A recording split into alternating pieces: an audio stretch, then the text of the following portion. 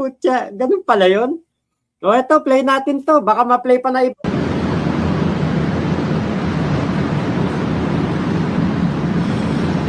Alam nyo eto pinopromote ni Kulaong yung kanyang pagiging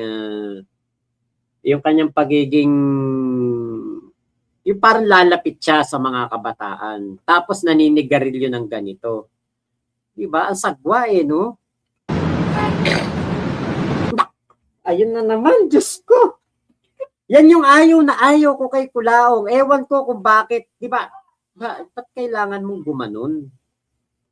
Bakit kailangan mong umano ng Diyos ko? Hindi ba niya alam na nakatutok sa kanya camera? Tapos, kung hindi sising at dadahak. Diba? Sus Mariosep naman. Ano ba namang itong taon to? Pasintabi po sa mga kumakain Oh, Sus Mariosep, dinig na dinig mo yung ang tawag dito, yung parang pinuswet, ang tawag doon, yung parang ayoko sabihin yung word yung talaba. Siguro may sakit na to sa ilong, di ba? Nakakagrupo nyo yan, naging kaibigan nyo, attorney, sabi, huwag nyo ilaglag. Wala naman naglalaglag kay attorney Sabi. Kasi naging hati ang opinion ng mga kahombre. Merong umaayaw kay Sabi, merong nagpapatuloy ng suporta kay Sabi, merong kino-question si Sabi dahil bakit ka nagpapanggap na abogado? Bakit ka nagpapanggap na ganyan? Alam niyo po, yan yung realidad na kahit na gumawa ka ng napakaraming kabutihan, pero kapag nakita ng tao na meron kang isang pagkakamali, kakalimutan na nila yun. Yung lahat ng kabutihan na nagawa mo.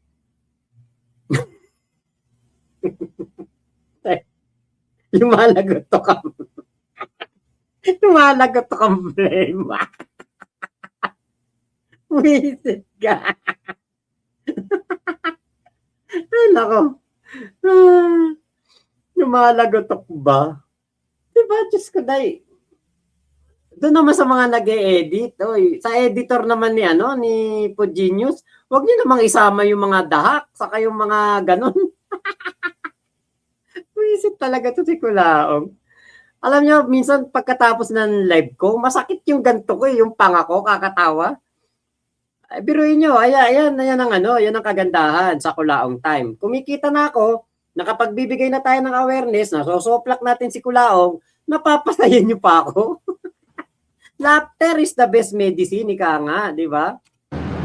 Actually, wala naman naglalaglag kay Attorney Sabi. Hindi naman nilaglag ni MG si Attorney Sabi. Si Pugenius, ang sabi nga niya, doon sa kanya statement is sa SOCMED lang naman niya to nakilala. 'Di ba? Wala naman silang kumbaga talagang connection. 'Di ba? Kahit ano pa ang past ni Sabi, kahit sino pa si Sabi, wala tayong pakialam, buhay niya 'yun 'Di ba? Kung meron siyang nagawa doon sa kanyang mga nakaraang buhay na mali, malay natin baka nagbago na. Malay natin baka nagrepent na, 'di ba? At 'yun ang mas nakakabilib. Bakit? Biruin mo mula sa pagkakasadsad mo, nakulong ka, at tingin ko na-acquit si Attorney Sabi, si Sabi kasi nakakalabas siya ng bansa, may passport, 'di ba? Yung kanyang kaso Nobel yun Pero kita nyo, nasa labas siya ng bansa. So, nakapag-Hong Kong siya. So, ibig sabihin, di ba nagbabagong buhay? Nagbagong buhay. Binabago ang buhay. Si Kulaong, 3 taon at 7 buwan na kulong. Hindi po nagbago. Magiging walang kwenta ang pagkatao nyo kapag nilaglag nyo yan.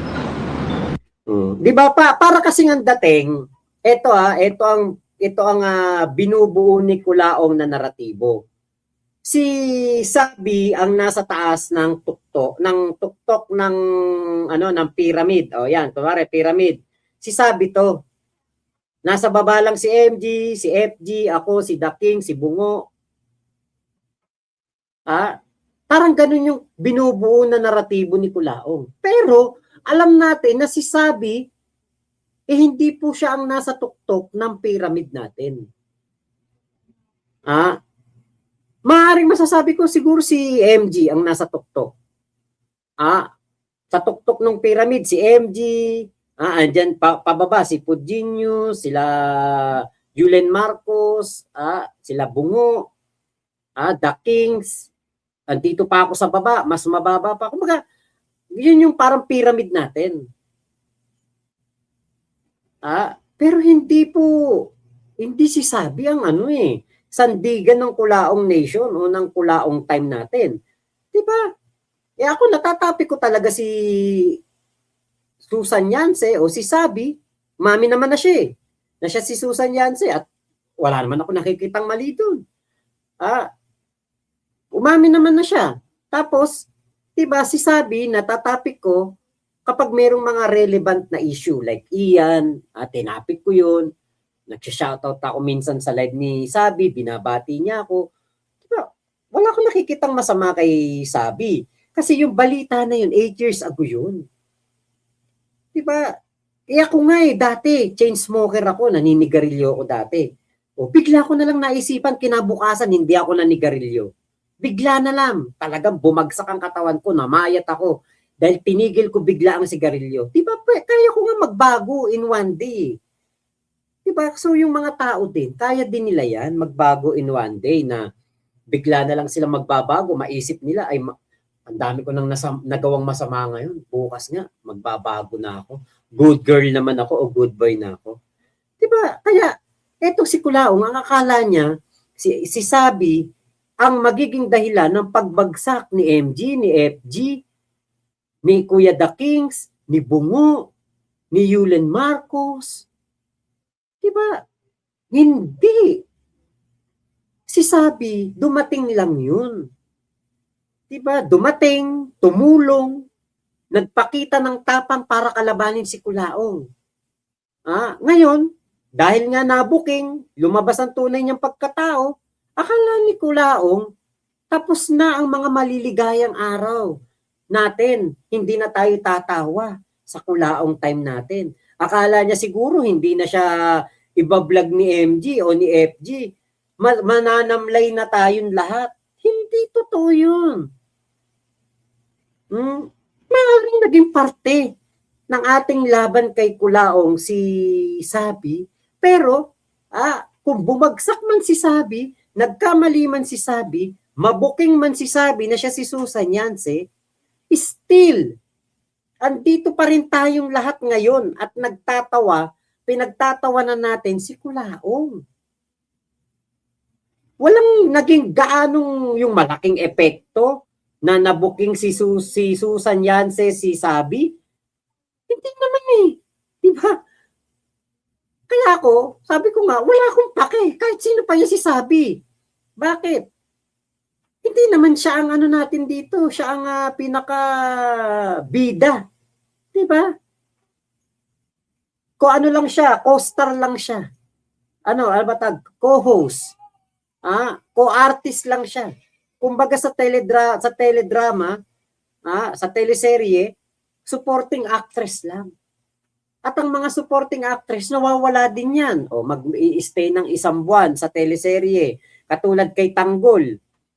Si Ivana Alawi, ilang taon, ilang buwan lang nandiyan. Pagkatapos nun, pinatay na rin yung karakter niya. Diba? Parang ganun lang din kay Atty. Sabi. Kaya Kulaong, at sa mga kumu-question kay Sabi, si Kulaong ay hindi genuine yung kanyang pagsasaya o pagtawa o pangkukutya patungkol kay Sabi. Bakit? Andyan pa si MG, andyan pa si Pudinho, andyan si Julen Marcos. Diba? Not even tingin ko 1%. Pagpabi mo, baka 1%. Nakabuta si Kulaong kay Sabi. Pero hindi niya tayo nabutasan. Na-dismiss ba yung kaso ni MG kay Kulaong? Hindi. 'Di ba? Kaya Kulaong, Nalaman ba ni Kulao kung sino si Puginius? Hindi. Nakulong ba si Sabi? Hindi. Nakulong ba si MG? Hindi. Bumagsak ba si MG? Hindi. So anong pinagsasaya ni Kulaong? Oo. Dapat magkaroon kayo ng tinatawag na honor among thieves. Pare-parehas kayong thieves eh. Lalo ka na, FG Group. Puro kayong thieves. Ang susunod nating ilaladlad, si Jack Pato. Ang susunod nating ilaladlad, si Jack Pato. Ang susunod nating ilaladlad, si Jack Pato. Diba? Nahinto. Tignan niyo yung mukha ni Kulao. Nahinto sa ganyan eh. Diba? Ang saya-saya ni Kulaong. Pero tayo, alam natin, wala siyang dapat ipagsaya. Wala siyang dapat na ipagmalaki. Wala siyang dapat na yung ipagmalaki talaga na parang ang dating nawasak niya na ang FG group o ang MG group. Diba? Wala namang bumagsak, wala namang nawala, wala namang nasira. Diba? Patuloy pa rin naman tayong lahat na nandito. Sana kung pagkatapos nung nangyari kay Attorney Sabi, ang nanood na lang sa akin, 3, 2, 1. Diba? Ngayon, katulad niya, nawala si Attorney Sabi. Nabuking si Attorney Sabi ni Kulaong. Kita nyo, 551 pa nanonood sa atin. Ilan yung like? 174. Diba? Marami pa nga tayo ngayon eh. Kaya, walang dapat ipagsaya si Kulaong. Hindi naman siya na-acquit sa human trafficking eh. Pag na-acquit siya sa human trafficking at magsaya siya, yun. Legit yung kasiyahan. Pero yung dito lang kay Sabi, magsasaya-saya siya. Walang dating.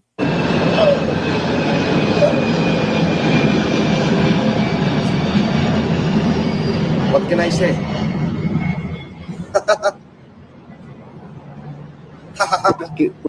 Wala na masabi. Diba? Wala masabi. Bakit? Hindi legit ang kasiyahan. Maghahaman siya.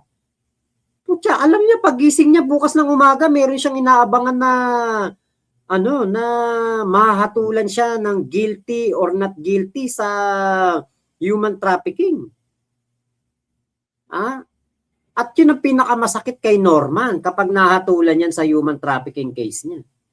Kasi kapag po siya nahatulan diyan, naku po, sus Mariosep, talagang goodbye na talaga sa SOCMED si Kulaong. Yan na yung katapusan ni Kulaong. Wala na talagang pag-asang makalaya pa pag human trafficking na yan. Meron mang pag-asang makalaya yan, siguro mga after 10 years, 15 years, 20 years. Kung habang buhay siya, 25 years yun. Diba? Naku po, yun lang ang tingin ko na magiging masaya si Kulaong talaga kapag nabasura na yung kaso niyang human trafficking. Okay, JJ Carzi. Boss, good eve, Boss Mac. Ikaw na naman, kasama ko sa trabaho dito sa Italy. Lagi ako nakikinig tuwing gabi pag may live ka. Salamat po. Kita nyo, nakakasama natin ang ating mga tropa pips sa iba't ibang panig ng mundo kapag naka-live tayo ng Kulaong time. Thank you po. Sorry, refrain yung Fred Perry niyang isa, medyo bagay rin, may red at blue rin, aside from white. Kulang na lang sa Nicho medallion at Philippine flag to signify himself being the PH biggest lol cow. Yun. Ate Mika Moreno, yun nga eh. Diba? Pwede namang hindi gumanon sa live. Diba? Doon pa lang alam mo na walang pinag-aralan. Ako nga, pag maubo ko dito, nahihiya ako, matching ako, nahihiya ako eh. Minsan, di ba, eto, meron ako dito, Vicks inhaler. Nagtatakip pa ako ng ilong, ng mukha ko kapag magaganyan kasi nahiya ako. Kasi Kulaong walang hiya. Ibs Tayag. Boss Mac, watching from Paris, France. Ikulong na yung mga Kulaong. Kulong na yan. Mga Kulaong. Parang kapreng nakaputi. Blank channel. Brian Manabat. Yung may itim-itim. Sa laulang Kulaong. Ayan. Christine Benavista. Boss Mac, paano ka matatawagan? Taga Bulacan ako, sir. Make best ang your the best. Ano po yun? May email ako yata dyan, nakalagay dyan. Pwede niyo po email. Sa FB page ko kasi hindi makapag-message eh. QWERTY. Ayan. Kakatapos ko lang kumain. Kain na naman. Sisi nga, dadahak, uutot, magtitinga, peace music. Lumalagotok ang, J. Cole Jones. Napatawa mo ko dyan. Sample, kulay atay na baga niyan ni Kulaong. Roberto Emokilio. Buti na lang hindi naging gwapo katulad ni Rod Navarro si Kulaong. Kundi parang buhawi na ang lakas ng hangin yan sa kayabangan. Totoo yan. Okay, Nilsia, binabanatan niya si Sabi kanina sa live niya, mahigit 1 oras, paulit-ulit ang topic, parang sirang CD. Parang ang baho nun, J. Jordan. Emily San Pedro, oo, mababait dito sa Malaysia, lalo na proud sila kasi ang galing daw ng Pinoy mag-English. Kahit hindi naman tama grammar ko, madami din kasing marunong mag-English dito, kaya matuto ka talaga sa Behasa, Melayu. Yun. Sunog na po baga niyan si Kulaong, sabi ni Michelle. Ako si Coco, dito po sa Baguio tatagal yan si Kulaong kasi bawal magyosi sa mga hotel at tupra ng tupra. Okay, yun sa pagdura. Tapos sa lingaso ang baho niya dito kasi tsak di siya maghihilamos. Kahit maligo, tsak matatakot yan sa tubig dahil sa lamig. Benjamin Valdez, kadugyutan ituturo sa mga kabataan. Yun nga. Legendary Dura, sabi ni Jean Pineapple. Daddy Dance TV, wow to all. Hello po, Daddy Dance. Ana Wim, sabi ni Nepel M, na-operahan daw siya sa ilong dahil sa tulip. Nung sinaksak na nagkaganyan na itsura ng ilong niya. Road sector, kaya napahamak si attorney because of being too sabi. Masyadong pikunin, kaya nakitaan ng butas. Tama. Kuya Jean Sarmiento, MG, nagbuhay ng anti-Kulaong nation. Siya ang father ng anti-Kulaong revival. Totoo yan. Ako si Coco, yun nga kuya, si Sabi nakipaglaban para mahuyo si Kulaong. Problema lang kay Sabi, masyado na-excite, kaya nabutasan siya. IE Gamer Reviews, pinahalongkat lang kasi ni Kulangot yung nakaraan to discredit yung mga nakaaway niya. Kita niyo si Ian nga, kakasuhan daw ng pagnanakaw, magnanakaw daw si Ian. Ha? Erwin Pagunsan, masaya si Kulaong ngayon dahil nakapunto siya kay Kulaong. Ha? Masaya si Kulaong ngayon dahil nakapunto siya kay Sabi. Tingnan natin bukas pag nagsalita si Ian, kung makatawa pa si Kulaong. Real Talkerista. Mega love shoutout po sa lahat. Ramon Villamil. Gandang gabi, taga Bulacan ako. Gusto ko usap tayo. Nakasuporta po ako sa inyo. Ramon Villamil. Nag-aral ka ba ng sacred? Use oil, yun ang akala ni Kulaong, Boss Mac. Darko Gabe, Boss Mac, wala kaming pakialam kay Sabi kung sino man yan. Basta kami, kay Boss MG kami, kahombre kami. Yun! Yun ang tama. Salamat. Mike Comia, baka yan pa maging dahilan para malinis pangalan ni Sabi sa ginawa ni Mangusin. Tama. Mika Moreno. Michael Ocampo, sa baho ni Kulaong nalanta at nangitim yung mga dahon sa tatak ng Fredberry na suot niya. Dinky de la Cruz, hindi matatakpan ng mga nagawang kalokohan na ginawa ni Kulaong sa nangyari kay Atty. Sabi. Tama. Kuya Henry, saka wala naman pong kasamahan at kasinungalingan na di nabubunyag. Kagustuhan na din ng taas na mabunyag ang isang bagay para sa ikabubuti. May purpose lahat, kaya wag po nyo ilink si Sabi dito. XIB, ganito yan. Sabihin natin siya nga si Susan Yance, nakalaya, nakapasa sa bar. May naipakita na patunay, document sa IBP, sino mapapaya ngayon? Si Norman ba or si Sabi? Di ba si Norman pa din? No, Kuya Henry, dahil si Sabi wala naman dati yan, lumalaban na yung mga yan kay Kulaong. Tama, XIB, sabi ni Ate Mika. Kuya Olin Toy Collection, FLM 1, Sabi 1, Tay, boto ng Hurado. FLM 0, MG 5. Di ba, flip top ah. Wala na kasi masabi yan. Alam niya na palubog na siya. Tama, may komya. Erwin Pagunsan, pasensya na Mac, pero parang cloud chaser si Sabi. Sumakay sa issue ni Kulaong. Di ba? Sino si Jack Pato? Si Jack Pati po yun.